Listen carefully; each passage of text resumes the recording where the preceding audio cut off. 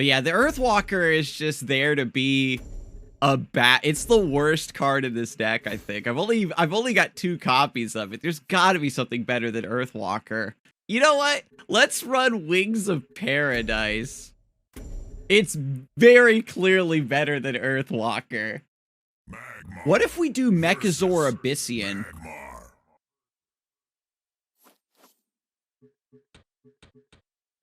So you just run your good cards and call it a day. I was saying yesterday as well that I should play Spirit of the Wild Vanar. Nobody's playing Spirit of the Wild. And it's in its pre-nerf broken version where it's only 4 mana. But I guess, you know what's also 4 mana and ends the game? Razorback. Like, why would you play Spirit of the Wild when you could just play Razorback? And it's a Spirit of the Wild that affects the entire map.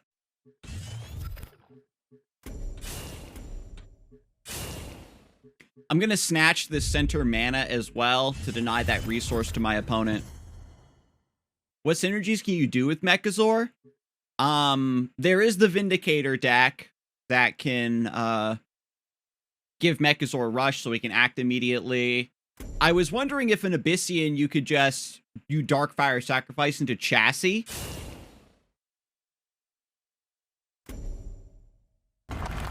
And like just kind of do something really OP like that. Songhai gets Sword of Mechazor plus Inner Focus, which is very cute. But I was wondering if, like, with Abyssian, I could, since the Mechazor progression is a Dying Wish now, if I can get away with, like, Consuming Rebirth. That's Egg Morph down. I always love to just sit on Rustcaller because of Adamantite Claws. But my opponent's going into turn 5. So let's play this a bit safe. Let's play this a bit greedy. When you're ahead on board, you can smack your opponent, but when you're behind, you don't smack your opponent. And I've got tons of healing in this deck, so I always smack my opponent with this archetype. Yeah, see, my opponent's playing very defensively. Spirit Harvester, okay. I have Egg Morph, Blood Tier Alchemist for that. It's probably got to be the play. Spirit Harvester tells me they probably aren't on Claw. Since my opponent's going on to Mechazor Warbeast next turn, I don't want to step forward and hit with the Silithar. I want to use Silithar to be the one that steps onto this mana tile.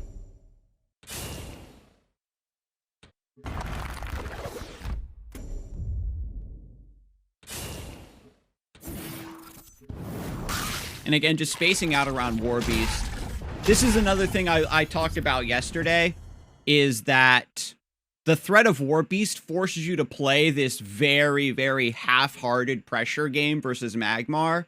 So they get the luxury of running really busted cards, but not being under a lot of pressure at any given time.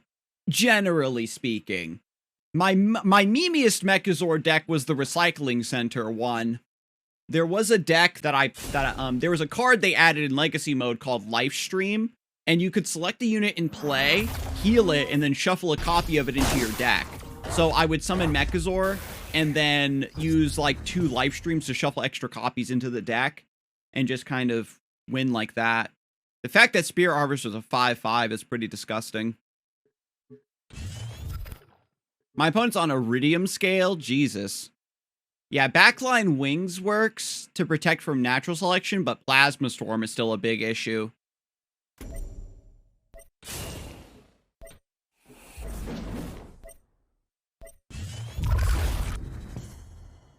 So then I have the threat of Spirit Harvester. I can't position the Wings of Paradise around Mechazor Warbeast, but this plays around Dancing Blades at the very least. Oh, you mean summon the Wings of Paradise all the way up here? No, because then my opponent walks forward and Mechazors that. Ironically, Spirit Harvester is one of this deck's biggest weaknesses. The only answer I have for Spirit Harvester is like a quote-unquote efficient trade is Egg Morph. Do you run Dancing Blades in every deck? Just about.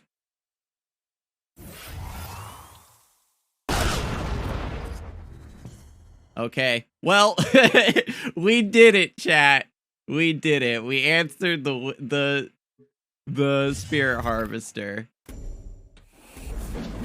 And we get a juicy Mechazor Warbeast for our trouble.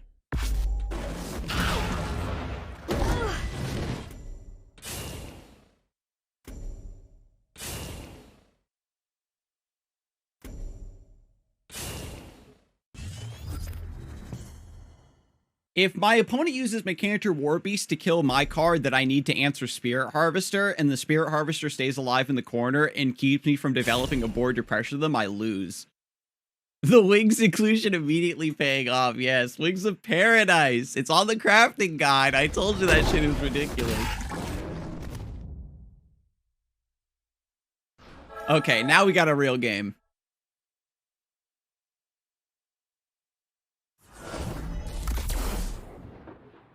I just saw the future, chat. So we're gonna pop this Iridium Scale. And what I think I want to do is Blood Tier Alchemist. I'm trying to think of where's the best place to summon Archon Spellbinder without it getting killed by Eggmorph. If that's even possible. I have to walk into the corner, play Blood Tier Alchemist here, and Archon Spellbinder here. Forces my opponent to walk forward. God, playing around Eggmorph is actually kind of, int.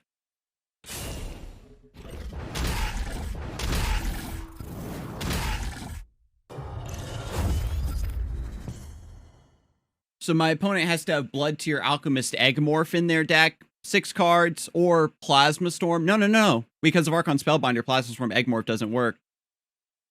The Young Silithars are immortal, but they're just in really awful positions because I don't want my opponent to pop the egg. Blood Tier Alchemist below Voth, Archon behind Blood Tier Alchemist. Yeah, it's better positioning, but the same play. It keeps making... This play, all it does is keep Mechazor Warbeast off of my face, I guess. That's all. I guess that's the only justification for this position. They're running the Metamorphosis with the Spirit Harvester. Oh my god, my opponent's a G. My opponent is a god. When do these transform back? Until your next turn. So when I end my turn, I get my shit back. And in Duelyst, the transformations reset the unit, so they come back healed. We get the fall from Ludo Lagland. Thank you and welcome to the Knighthood, Ludo. So this one was the Archon Spellbinder. This is a Silithar. You can play nothing here. I mean, I probably just at least want to slam the Emerald Rejuvenator. Just full surround.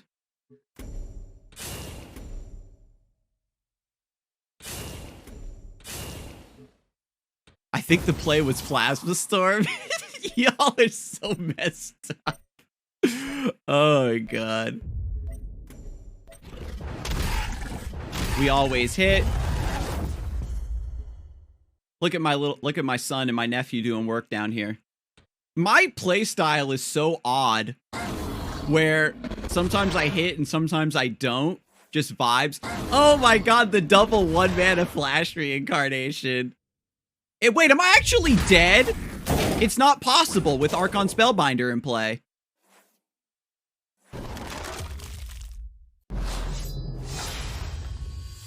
For a second there. Abyssian versus Magmar. Alright, so we got natural selection. Let's not beat around the bush. Ooh, this is a good hand. Ooh, Primus Fist. What? Okay. I 1000% intended to summon the Young Silithar here. I 1000% intended to summon it here. But I guess by doing so, What? Oh my god, they had the answer anyway. Because I wanted to ramp into Dancing Blades.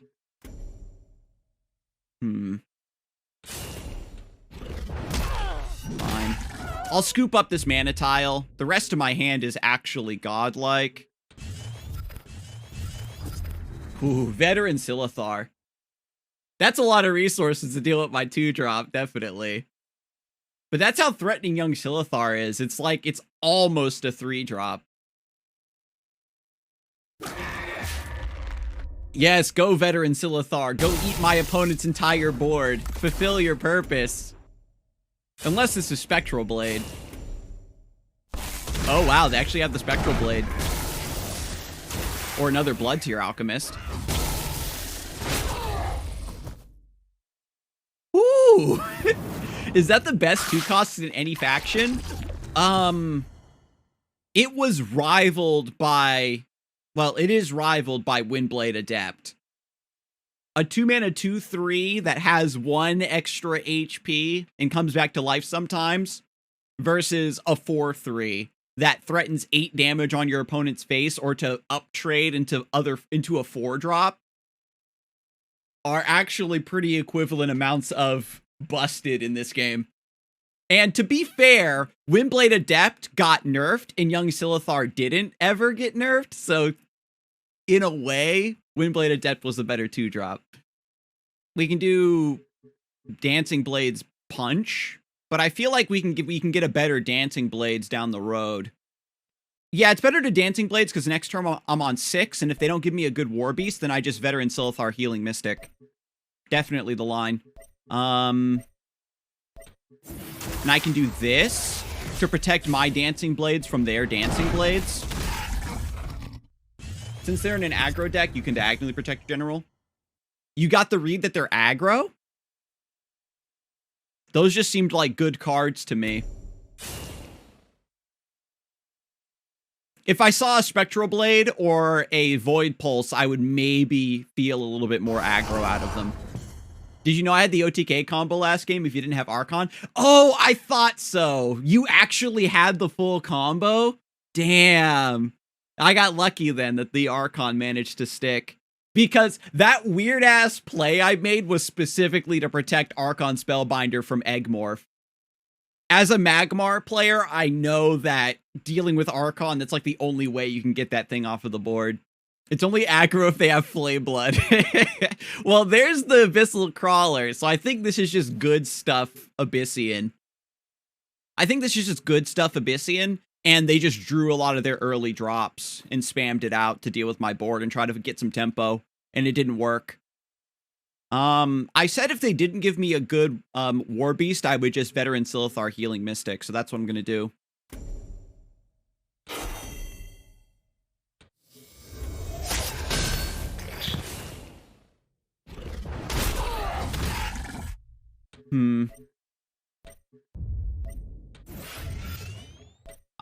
This is incredibly disrespectful, but I'm gonna heal my Dancing Blades to protect it from Spectral Blade. Since I know that they're just gonna try to scale towards Shadow Novas and potentially Spectral Revenant, it's better to heal myself as much as possible. But I'm just going for a tempo play. Ooh, Grasp!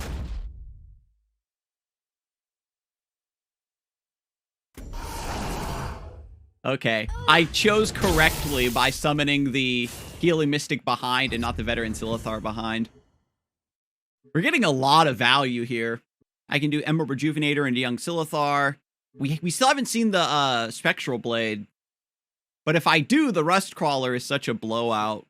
But I think I'm far enough ahead that I don't have to worry about it anymore. I could probably take this 3 in exchange for dealing 4 to my opponent's face.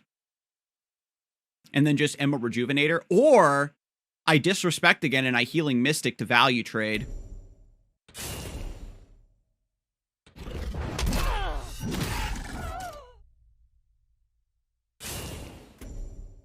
Okay. This positioning of the Dancing Blade specifically here is slightly more optimal because of Shadow Nova.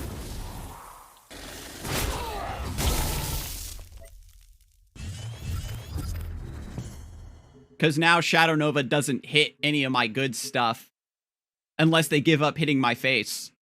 Oh my god, this anti-Shadow Nova positioning, you don't get positioning like this anywhere else except this stream, because I've been playing around Shadow Nova. Oh god, the Spectral Revenant, wait a minute. Oh no, I didn't want that to happen. Oh no.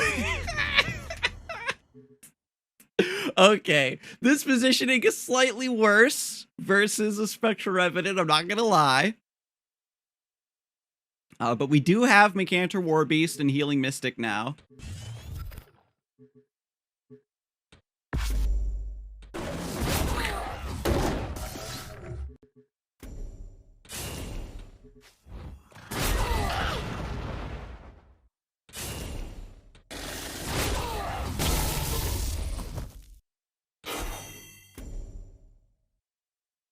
Is there a slightly better position for this Healing Mystic?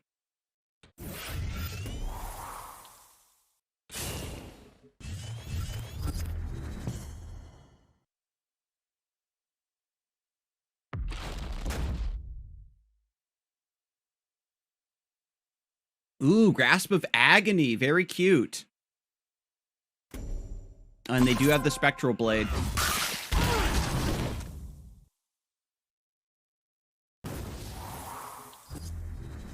A lot of healing. I've also got some healing, so. Natural Selection, 4, 5, 6. Damn, not quite. The Natural Selection here is still quite good.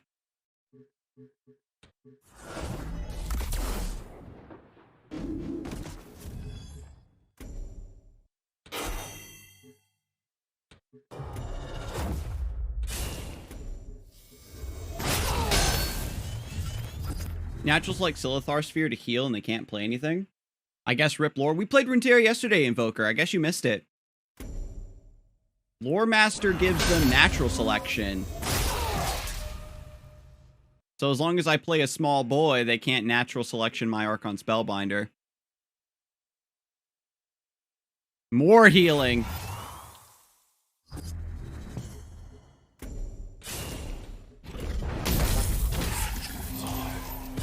Wasn't Archon 7 mana before? Did they nerf it to 7 or did they nerf its stats, chat, in Duelyst 1?